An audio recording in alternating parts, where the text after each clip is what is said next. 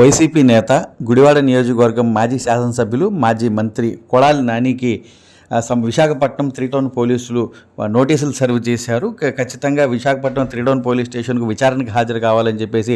Visakha 3 town పోలీసులు ఈరోజైతే గుడివాడ టౌన్కి చేరుకున్నారు. గుడివాడలో కొడాలి నానికి సంబంధించిన 3 టౌన్ పోలీస్ స్టేషన్లో నోటీసులు అందజేశారు. వెరసి చూసుకుంటే ఏదైతే గత వైఎస్ఆర్ కాంగ్రెస్ పార్టీ ప్రభుత్వ హయాంలో కొడాలి నాని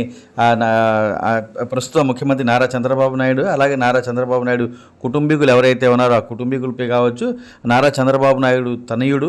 మంత్రి నారా లోకేష్పై అయితే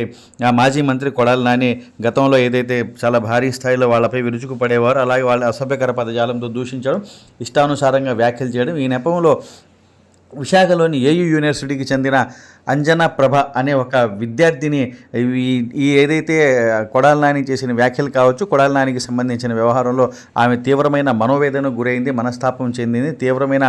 ఆమె మనోభావాలు దెబ్బతిన్నాయి అని చెప్పేసి కోరుతూ 2024 సంవత్సరంలో అంజనా ప్రభ విశాఖపట్నంలోని 3 టౌన్ పోలీస్ స్టేషన్లో అయితే ఆ కేసు నమోదు చేసింది. ఆ కేసు నమోదు చేసిన నేపథ్యంలో సంబంధిత పోలీసులు అయితే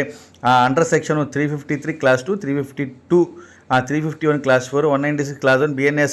467 IT యాక్ట్ కింద సంబంధిత